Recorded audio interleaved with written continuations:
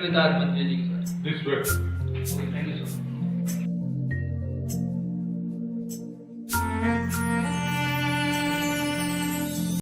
Alert, sir, पधार रहे।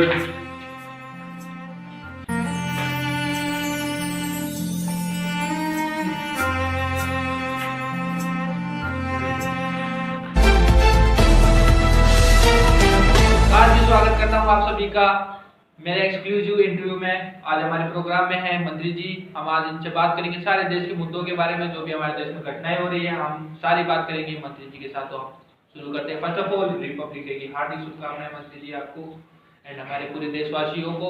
उम्मीद है सब खुशी से उल्लास से रिपब्लिक डे मना रहे होंगे।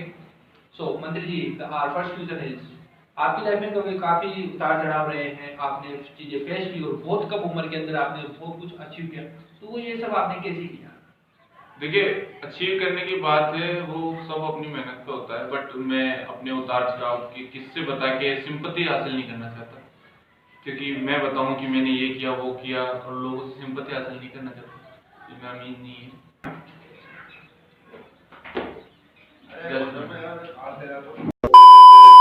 जी जैसे कह रहा हूँ, चुनाव नजदीक है और इंटरव्यू में कोई ऐसा भड़काऊ भाषण मत देना कि आगे अपन को कोई दिक्कत हो जाए। ठीक। ये थोड़ा ध्यान से काम करना बेटे। ठीक। अब मैं दिल्ली टाइम हो गया, मैं निकल रहा हूँ। मेरे क्या है कि वो मीटिंग में जाना है। ठीक। और रिपोर्टर साहब को अच्छी हाँ, तरह नाश्ता ठीक। पानी कराना है, ठीक। खिदमत कराना है। ठीक। ठीक है, ओके। गाड़ी लाइन अप करो। Okay sir. Bahadur, take care. Sir, जैसे कि आपको बताइए हमारे देश में कई राजनीतिक मुद्दे चल रहे हैं, बहुत सारे बिल पास कर रही है गवर्नमेंट, तो हमें ऐसा क्यों लग रहा है कि आप सब जनता के खिलाफ ही क्यों लेके आ रहे हैं सब? देखिए, किसने कहा आप जनता के खिलाफ है? अब आपको पता है कि इतनी बड़ी संसद है, इतने सारे सांसद हैं, सबकी अलग अलग सोच होगी अपने अपने एरिया के हिसाब से, अपने अपने लोगों के हिसाब से। कंफ्यूजन है, सरकार के बीच में कंफ्यूजन है कि सरकार ये सोचती कि वो बिल जनता के लिए ठीक है और जनता ये सोचती कि वो बिल हमारे लिए गलत है। तो ये कंफ्यूजन है, जब तक कंफ्यूजन सॉर्ट आउट नहीं होगा जब तक ऐसे रहेगा। इसलिए तो ये किसान वाला बिल ऐसे में अटका हुआ है और इस पर रोक लगा दी गई है। ऐसा एक प्लेटफॉर्म हमने दे रखा है, उस प्लेटफॉर्म पे बात कीजिए, समाधान निकलेगा, सॉर्ट आउट निकलेगा। देखते हैं क्या होता है। सुप्रीम कोर्ट के पास है ये फैसला, जो भी होगा अच्छा होगा, सबके हित में होगा। देखिए, आपको पता है हमारे देश की इकोनॉमी बहुत ज्यादा डाउन हो गई है आफ्टर द कोरोना। तो अब कैसे हम अपनी इकोनॉमी को बढ़ा सकते हैं और इसमें यूथ कितनी भागीदारी देगी? जो यूथ है हमारी, वो क्या करेगी इसमें, इनका क्या रोल है? देखिए, यूथ का रोल तो भूल जाइए, क्योंकि यूथ ऐसे सोचती है कि हम लोग उनको रोजगार प्रोवाइड नहीं कर रहे, ठीक है, जबकि युवाओं को रोजगार मिल रहा है पर वो उस काबिल ही नहीं है कि वो रोजगार हासिल कर पा रहे हैं। क्योंकि आज कोई यूथ है ना, वो खुद की फेमसिटी चाहता है, वो ये ट्विटर, फेसबुक, इंस्टा, इन सब पर है ना, ये चाहता है कि उसकी 100 से ज्यादा लाइक हो, कमेंट्स हो। यानी कि वो यूट्यूब पे भी सर्च करता है ना, तो यही सर्च करता है कि how to improve my social media life. Youth ऐसे बढ़ेगा, ऐसे ग्रोथ करेगा यूथ। मुझे नहीं लगता यूथ ऐसे ग्रोथ करेगा। अगर यूथ ऐसे ग्रोथ करता तो ठीक है, कर लेता। और रही बात है रोजगार की, जो रोजगार है वो सरकार प्रोवाइड करवा रही है, आप उस काबिल होइए, आपको जरूर वो मिलेगा।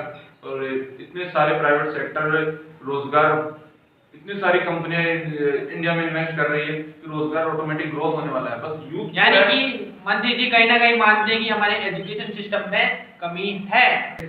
आप तो बस वो डिबेट शो चला रहे हैं। डिबेट, एजुकेशन सिस्टम में कमी है, मंत्री जी ने खुद कहा है।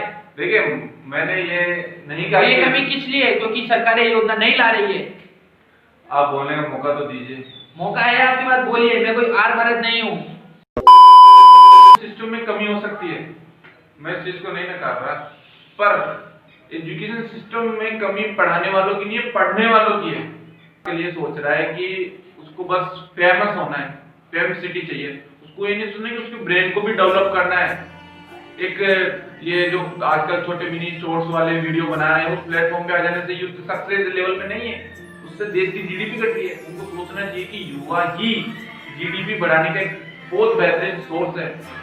तो इस चीज को उसे क्लियरिफाई करना चाहिए और जो युवा जिस चीज में काबिल है वो उस चीज में फोकस करें। फिल्म इंडस्ट्री भी बहुत सारी ऐसी पिक्चरें बना चुकी है, सरकार ऐसी योजनाएं ला चुकी है, बट वही बात है, करना कोई नहीं चाहता। हाँ तो रिपोर्टर साहब पूछिए क्या हुआ। तो जनता का एक आखिरी क्वेश्चन जी, आप जो ये आराम की रिलैक्स की जिंदगी जी रहे हैं, आम आदमियों को छोड़कर उनके लिए ऐसी ऐसी योजना ला रहे हैं जिनमें बजट इतना बड़ा होता है लेकिन पता नहीं उसका पैसा कितना लग रहा है। कुछ पैसे आप दबा लेते हैं, करप्टेड MLM की प्रोसेस चलाई जाती है धीरे धीरे और सारा पैसा खा जाते हैं। ये जनता पूछ रही है आपसे, बताइए। देखिए आप ये सवाल कर रहे हैं ना, सवाल बहुत ज्यादा पुराना हो गया है। जो पॉलिटिशियन की छवि है ना, जो एक मिथ है कि पॉलिटिशियन है ना सत्ता में आता है, पावर में आता है, वो पैसे कमाने के लिए आता है, वो पूरी तरह से करप्ट है, ये मिथ भूल जाइए। अगर पॉलिटिशियन को बड़ी गाड़ी मिलती है, बैठने के लिए अच्छा घर मिलता है, रहने के लिए अच्छा घर मिलता है, तो इसका मतलब ये नहीं कि वो कंफर्टेबल है। आपको क्या पता कि पॉलिटिशियन अगर दिखने में कंफर्टेबल है तो उसके माइंड सेटअप कंफर्टेबल है या नहीं।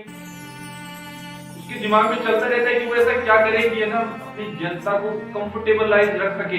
एक परिवार का जो मुखिया होता है वो अपने परिवार को चलाता है, तो उसके ऊपर पूरा टेंशन रहता है। नेता होता है, उसके पास एक एरिया होता है, उसको चलाता है, उसके ऊपर टेंशन रहता है।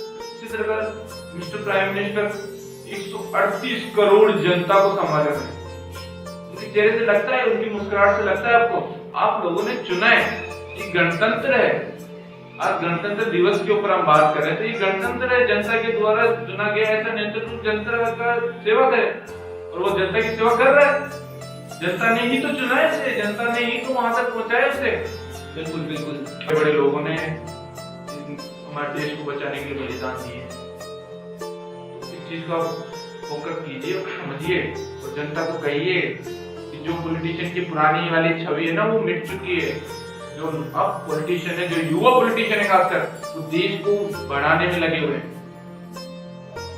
सब मिलके देश को बढ़ाने में लगे हुए हैं, विकासशील बनाना चाहते हैं, विकसित बनाना चाहते हैं। उस चीज को नोटिस कीजिए आप।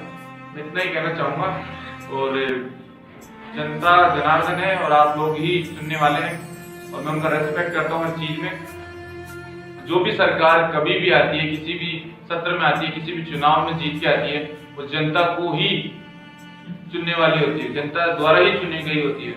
तो आप उसकी केयर कीजिए और उनको बताइए कि आपके मुद्दे ये हैं, आज नहीं तो कल वो सुधरेंगे जरूर। और आप सभी को रिपब्लिक डे की हार्दिक शुभकामनाएं हमारी सरकार और मेरी तरफ से। और आप सभी इस साल से ही खासकर युवा सुधर जाएं, और जो भी आंदोलन चल रहे बंद हो जाएं, जो भी किसानों की मांगे हैं वो उनके अकॉर्डिंग या कंफ्यूजन है वो कंफ्यूजन सॉर्ट आउट हो जाए, एक आशा करूंगा।